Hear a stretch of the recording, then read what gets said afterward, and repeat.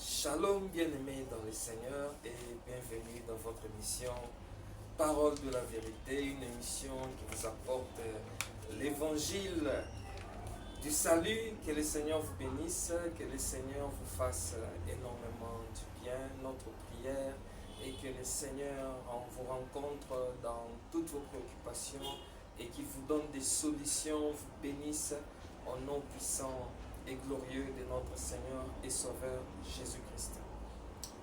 Aujourd'hui, nous allons vous apporter la parole autour du thème l'infiltration prophétique. Gloire au Seigneur. L'infiltration prophétique. Qu'entendons-nous par infiltration prophétique? De prime abord, nous allons expliquer le mot infiltration. L'infiltration vient du verbe infiltrer. S'infiltrer veut dire s'introduire dans un groupe en se faisant passer pour l'un d'eux. Vous voyez, dans le but soit de recueillir des informations, soit de détruire, soit encore de désorienter ou que sais-je encore. Plusieurs autres raisons peuvent être la cause de l'infiltration. Et dans les Écritures, on nous parle aussi de l'infiltration. Je suis dans 1 Jean chapitre 2, je prends le verset 19. 1 Jean chapitre 2, verset 19. Écoutez ce que la Bible dit. Je peux même commencer à partir du verset 18. Lisons ensemble avec vous la parole. Petits enfants, c'est la dernière heure. Et comme vous avez appris qu'un antéchrist vient, il y a maintenant plusieurs antéchrists. Par là, nous connaissons que c'est la dernière heure. Verset 19. Ils sont sortis du milieu de nous, mais ils n'étaient pas des nôtres. Voilà, c'est la partie qui nous intéresse. Ils sont sortis du milieu de nous, mais ils n'étaient pas des nôtres. Qu'est-ce qu'ils sont venus faire les antichrists au milieu de nous? Qu'est-ce qu'ils sont venus faire au milieu de nous? Parce qu'eux sont contre Christ. Et nous, les croyants, nous sommes pour Christ. Mais qu'est-ce qu'ils étaient venus faire au milieu de nous? Ils étaient en réalité infiltrés. Ils étaient infiltrés au milieu de nous avec un but bien précis.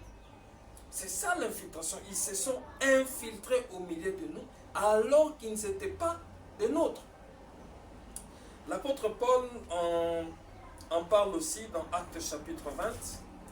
Écoutez ce que l'apôtre Paul dit, Actes chapitre 20, je prends le verset 29.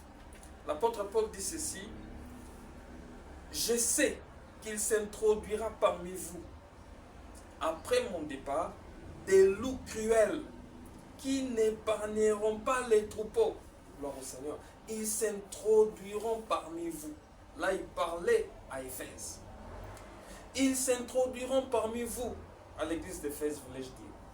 Des loups cruels. Comment ils vont s'introduire? Ça veut dire qu'ils vont s'infiltrer.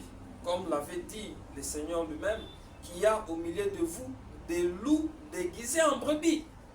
Vous voyez? Ils se déguisent, ils s'infiltrent au milieu. Ici, Paul dit, ils n'épargneront pas les brebis. Donc, c'est dans les buts de détruire, de manger les brebis du Seigneur, de les anéantir, de les affaiblir, de les désorienter. Vous voyez un peu cela? C'est ça l'infiltration.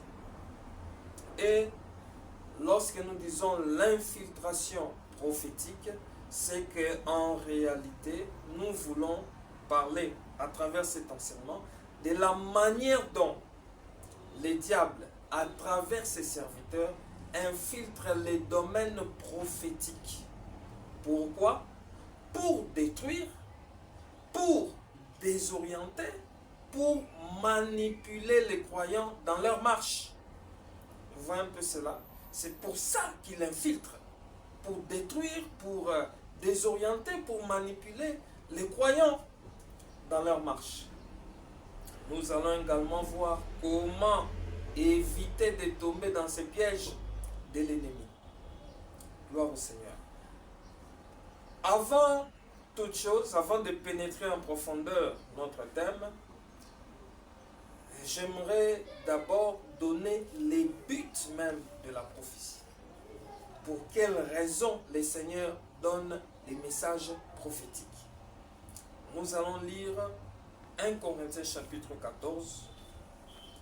1 Corinthiens chapitre 14, nous allons prendre le verset 3.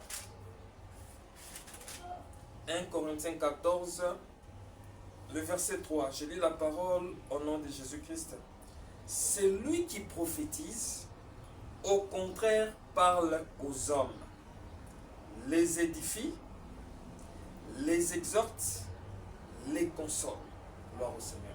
Vous voyez les trois buts principaux de la prophétie. La Bible dit, c'est lui qui prophétise, parle aux hommes.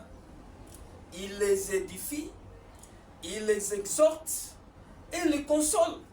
C'est pour ça que les messages prophétiques sont donnés. Vous voyez? La prophétie édifie comment? Nous allons commencer par édifier. Le mot grec traduit par édifier, c'est une action de construire, de bâtir.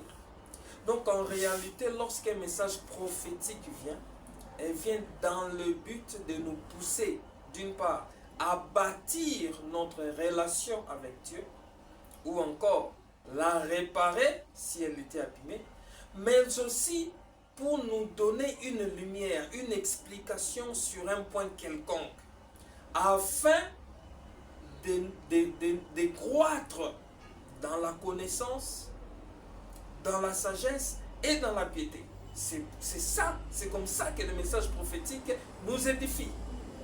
Vous voyez?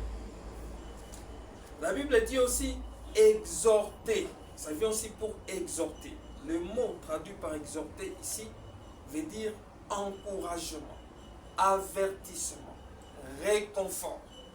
C'est-à-dire que lorsque le message prophétique est donné, il vient dans le but de nous avertir naturellement d'un danger. Ça vient aussi pour nous encourager. Peut-être que vous avez une position qui est contraire à la plupart de ceux qui vous entourent. Alors le message prophétique vient pour vous encourager, pour vous réconforter lorsque vous êtes un peu abattu, découragé. Ça vient vous réconforter. C'est ça le but du message prophétique. Et troisièmement, la Bible dit, le message vient pour consoler. Consoler, c'est soulager quelqu'un dans l'affliction. C'est-à-dire que lorsque le message prophétique vient, le message vient aussi pour consoler celui qui est affligé, celui qui est touché par un événement. Il est frappé par un malheur. Alors la prophétie vient pour te soulager dans ton affliction, pour te consoler. C'est-à-dire lorsque un message prophétique vient et ne poursuit pas ces trois buts, ou l'un de ces trois buts, faites très attention. Ça ne vient pas de Dieu. Amen. Faites très attention. Vous voyez? Parce qu'un message prophétique ne vient pas pour te faire peur. Ça ne vient pas pour te décourager. Ça ne vient pas pour te terroriser. Non, non, non, non. Le message prophétique ne vient pas pour accomplir toutes ces choses. Gloire au Seigneur. Donc ça vient pour édifier, exhorter, consoler. Gloire au Seigneur.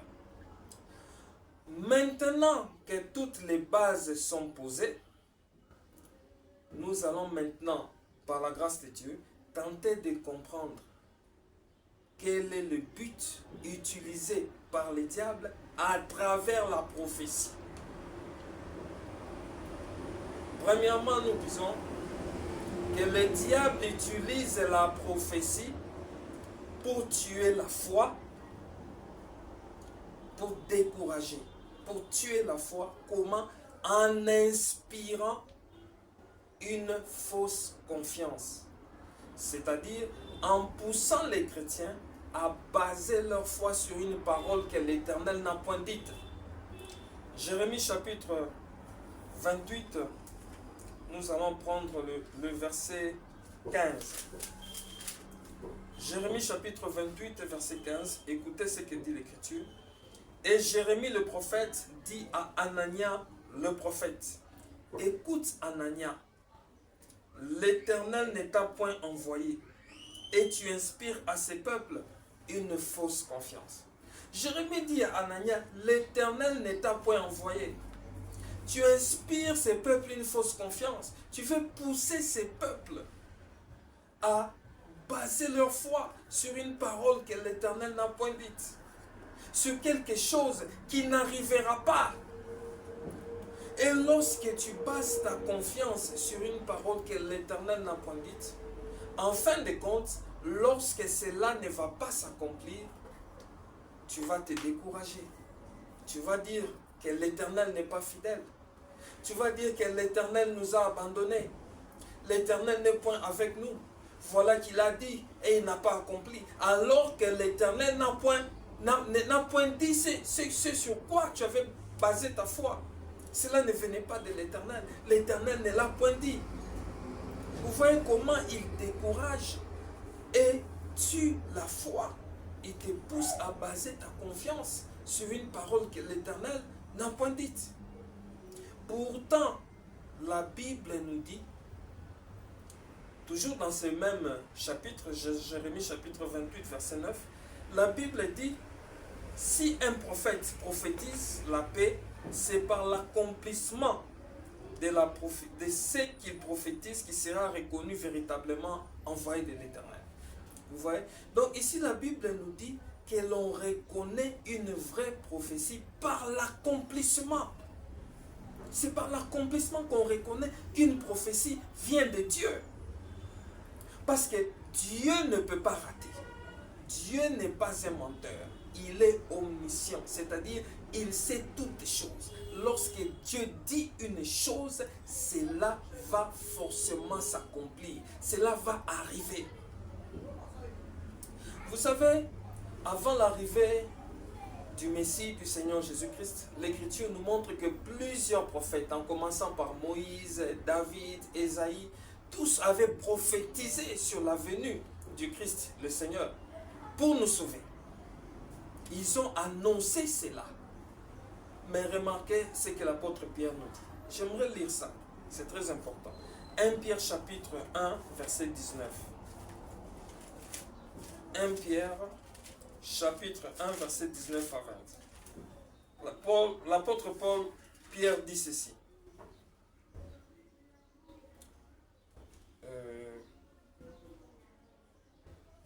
Plutôt, bon, 1 Pierre chapitre 1, j'étais dans 2 Pierre. 1 Pierre chapitre 1, verset 19. La Bible dit, je commence au verset 18, vous savez que ce n'est pas par des choses périssables, par de l'argent ou de l'or que vous avez été rachetés, de la vaine manière de vivre que vous avez hérité de vos pères, mais par le sang précieux de Christ, comme d'un agneau sans défaut et sans tache, prédestiné avant la fondation du monde. Il fut manifesté à la fin des temps à cause de nous. La Bible dit que l'agneau de Dieu, qui est Christ, a été prédestiné avant la fondation du monde. Vous voyez un peu cela. C'est-à-dire, avant même que les prophètes ne prophétisent la venue du Messie, Dieu avait déjà préparé l'agneau avant la fondation du monde, avant même qu'il ne prophétise. Donc, c'est-à-dire, lorsqu'ils annonçaient, ce qu'ils annonçaient, Dieu l'avait déjà préparé. Donc, c'est pour dire que le Seigneur, avant d'annoncer, avant de faire quelque chose, de manifester physiquement quelque chose, il accomplit déjà spirituellement. Vous voyez un peu cela? Donc, l'agneau, avant même que les prophètes ne prophétisent, j'irai même plus loin, avant même que l'homme ne tombe dans les péchés, Dieu avait déjà préparé un agneau. Vous voyez comment Dieu agit? Dieu est prévoyant. Dieu est calculateur. C'est-à-dire, lorsqu'il annonce quelque chose, c'est-à-dire qu'il a déjà préparé, il a déjà arrangé la chose dont il a annoncé. Vous voyez un peu cela? C'est étonnant de voir des hommes de Dieu. Ils disent des choses et lorsque cela n'arrive pas, ils disent non, non, non, non, c'est parce que tu n'as pas obéi. C'est parce que tu as manqué de foi. C'est parce que tu n'as pas fait telle ou telle chose. C'est étonnant. C'est comme si Dieu était surpris de ce qui devait arriver. Non, non, non, non, non. Il n'y a aucun événement qui peut surprendre notre Seigneur. Dieu prévoit tout. Dieu prévoit tout. C'est pourquoi lorsque Jésus dit à ses disciples, passons à l'autre bord. Lorsqu'il disait cela, il savait qu'en chemin, il y aura la tempête. Au milieu du parcours, il y aura la tempête. Et malgré ça, il a dit, passons de l'autre bord. Pourquoi il a dit ça? Vous remarquerez, la Bible dit, dans Jérémie chapitre 1er, verset 12, la Bible dit, Dieu veille sur sa parole pour l'exécuter. Vous voyez un peu cela? Dieu veille sur sa parole pour l'exécuter. C'est-à-dire, lorsqu'il annonce quelque chose, il veille également à cette parole pour l'exécuter. Lorsque Jésus dit, passons à l'autre bord, il savait qu'au milieu du parcours, il y aura la tempête. Alors, comme il veille sur sa parole, il avait prévu une solution à cette tempête-là. Pourquoi? Pour que sa parole s'accomplisse. C'est pourquoi lorsqu'il y a eu la tempête, les disciples se sont battus, n'ont pas pu. Ils ont dit, Seigneur, ne vois-tu pas que nous périssons? Ils ont réveillé le Seigneur et il a calmé la tempête. Et ils sont arrivés dans l'autre bord, comme il l'avait dit. Vous voyez un peu cela? Dieu veille sur sa parole pour l'accomplir. De même, lorsque Dieu avait dit à Israël que je vais vous emmener à Canaan, dans un pays où coule le lait et le miel, lorsque Dieu a annoncé cela, Dieu savait qu'au milieu du parcours, à un moment donné du parcours, Israël va faire un veau d'or. Dieu le savait. Il savait aussi qu'à un moment donné, ils vont commencer à murmurer jusqu'à réclamer même, à retourner en Égypte. Il savait qu'il serait mordu par les serpents brûlants. Mais comme il veille sur sa parole, il a prévu une solution pour chaque cas, afin que sa parole s'accomplisse. Vous voyez, Dieu veille sur sa parole. Afin que cette parole s'accomplisse, il savait que lorsqu'ils feront un veau d'or, je ferai ceci pour que le cœur de mon peuple se tourne à nouveau vers moi. Il savait que lorsqu'ils vont murmurer, Moïse sera là pour intercéder pour eux, afin que la miséricorde de l'Éternel soit sur eux. Il savait que lorsqu'il y aura des serpents brûlants, il va élever un serpent d'airain pour que ceux qui sont mordus par les serpents puissent recouvrir la guérison en regardant les serpents d'airain. C'est-à-dire, pour chaque cas, Dieu avait prévu une solution pour que sa parole s'accomplisse. Dieu ne peut pas dire une chose et ne pas s'accomplir. Non. Si Dieu commence à trouver des justifications à l'accomplissement de sa parole, alors il n'est plus Dieu. Il n'est plus Dieu. S'il commence à avoir des justifications, non, vous savez, cette parole ne s'est pas accomplie parce que tu n'as pas fait telle ou telle chose. En quoi il est Dieu? En quoi il est Dieu? Dieu n'a pas besoin de justifications parce qu'il sait tout. Lorsqu'il annonce que telle chose va arriver, il sait que tu auras des doutes à un certain moment. C'est pourquoi il a prévu quelqu'un ou une situation pour ramener la foi dans ton cœur, afin que cela s'accomplisse. Il y a encore un autre exemple, les exemples sont légion. Abraham, dans Genèse chapitre 12, Dieu dit à Abraham qu'il sera le père d'une multitude de nations. Abraham a cru à la parole de l'Éternel. Mais Abraham avait 75 ans à l'époque. Mais plus l'âge avançait, dans Genèse chapitre 15, Abraham va poser la question à Dieu. Qui me donneras-tu? Je m'en vais sans enfant. Eliezer de Dama sera l'héritier de ma maison. Vous voyez un peu cela? Mais tu dis non, non, non, non, non. Ce n'est pas Eliezer, c'est l'enfant qui sortira de tes entrailles. Ok, Abraham a été fortifié. Mais dans Genèse chapitre 16, Sarah, la femme d'Abraham, lui dit, non, non, ça fait longtemps, on a entendu l'enfant, ça ne vient pas, va vers ma servante, afin que j'aie des enfants par elle. Abraham a accepté, il est allé, il a eu un enfant. Et il s'est dit, bon, c'est toujours le fils de mes entrailles. Et Dieu dit à Abraham dans Genèse chapitre 17 qu'il va lui donner un fils. Abraham regarde son âge et dit à Dieu qu'Ismaël vive devant ta face. Ismaël, c'est l'enfant qu'il avait eu avec Agar. Dieu dit non, non, non, non, non. l'enfant que je t'ai promis, ce n'est pas Ismaël. Vous voyez, Abraham a douté, mais Dieu était là pour le réconforter. L'enfant que tu auras, ce n'est pas Ismaël, mais c'est celui qui te donnera ta femme, ton épouse Sarah. Vous voyez? Donc, vous voyez que dans le parcours, Abraham a eu à douter, mais Dieu, qui veille sur sa parole pour l'accomplir, il était là pour fortifier Abraham, pour lui dire que, pour le fortifier, afin qu'Abraham ne perde pas la foi. Donc Dieu n'a pas besoin de raisons. Lorsque Dieu dit, il accomplit nécessairement, absolument. Parce qu'il sait tout, il ne peut pas promettre ce qu'il ne peut pas faire. Jamais. Gloire au Seigneur Jésus-Christ. Mais j'aimerais avant tout attirer votre attention sur quelque chose aussi. Parce que il y a aussi des messages prophétiques qui sont clairement conditionnés. Là, c'est différent. Qui sont clairement conditionnés. Je suis dans Deutéronome chapitre 28. Dieu dit ceci. Si tu obéis à la voix de l'Éternel ton Dieu, voici les bénédictions qui vont t'accompagner. Tu seras la tête et non jamais la queue. Les ennemis fuiront devant toi. Je ferai ceci, je ferai cela. Dieu promet une chose, mais cela est conditionné par l'obéissance. Vous voyez? C'est-à-dire, il promet, mais la promesse est directement conditionnée. Ça, il a fait à son peuple, à Israël. Mais Dieu avait fait la même promesse, aussi une promesse conditionnée aussi à Jéroboam. Je suis dans 1 Roi chapitre 11, on va lire cela. 1 Roi chapitre 11, je vais prendre le verset 38. 1 Roi chapitre 11, verset 38. Je commence au verset 37.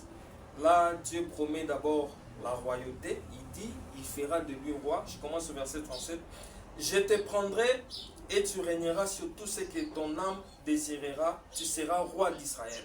Cette promesse n'est pas conditionnée. Donc, Jéroboam allait devenir roi d'Israël. Et il est devenu. Parce qu'ici, il n'y a pas de condition. Dieu dit, je te prendrai et je ferai de toi roi. Mais écoutez maintenant le verset 38. Dieu dit ceci. Si tu obéis à tout ce que je t'ordonnerai, si tu marches dans mes voies, et si tu fais ce qui est droit à mes yeux, en observant mes lois et mes commandements, comme l'a fait David mon serviteur, je serai avec toi, je te bâtirai une maison stable, comme j'en ai bâti une à David, et je te donnerai Israël. J'humilierai par là la postérité de David, mais ce ne sera pas pour toujours. Ok? Ici, Dieu promet ceci. Il dit, si tu obéis à ma voix, je te bâtirai une maison stable. Et je te donnerai pour toujours Israël. Ouais. C'est que Jéroboam, en plus de la royauté que Dieu avait promis déjà de lui donner, Dieu lui dit que si tu obéis à ma voix, en tout cas tu auras une maison stable. Tu seras stable, donc tes fils régneront après toi. Et Israël sera à toi, je te le donnerai. Je te le donnerai, c'est vous qui régnerez. Et il dit par là, j'humilierai la postérité de David. Donc c'est-à-dire que tu régneras sur Israël. Donc il n'y a que ta postérité qui régnera. Tu vois. Donc ici, la promesse est là, mais elle est conditionnée. C'est pourquoi vous verrez que Jéroboam, quand vous lisez l'histoire jusqu'à la fin, Jéroboam ne va pas obéir. Et Dieu va frapper la maison de Jéroboam. Et Dieu va leur arracher la royauté. Vous voyez pourquoi? Parce qu'il n'a pas obéi. Il avait dit la même chose à Salomon. Mais Salomon son fils a régné sur 2 tribus à cause de David. Parce qu'il avait dit à David qu'il ne manquerait pas une lampe en Israël. Vous voyez, donc ici, ces prophéties sont clairement conditionnées. Clairement conditionnées. Donc, c'est-à-dire, si tu obéis, tu verras. Si tu n'obéis pas, tu ne verras pas. Là, c'est conditionné. Mais pour le reste des cas où Dieu ne conditionne pas le message prophétique qu'il donne, quand Dieu ne conditionne pas, cela va absolument arriver tel qu'il a dit. Donc il n'y a rien qui pourra empêcher l'accomplissement de la parole de Dieu. Que personne ne vienne te dire non, ça ne s'est pas accompli parce que tu n'as pas fait ceci, parce que tu n'as pas fait cela. Dieu a dit. Et quelque chose, un événement surprend Dieu. C'est impossible, ça ne peut pas arriver. Donc lorsque cela n'arrive pas, comprends directement que cela ne vient pas de Dieu, que cela vient, est inspiré par quelqu'un d'autre, par l'Éternel. Et souvent le diable, pour désorienter, pour décourager le peuple, afin d'empêcher de croire en l'Éternel. Que le Seigneur vous bénisse. Nous allons continuer plus tard la marche que nous avons commencée aujourd'hui. En tout cas, de tout mon cœur, je dis que le Seigneur vous bénisse, que le Seigneur vous multiplie ses faveurs et qu'il vous fasse énormément du bien. Ciao, que Dieu vous bénisse.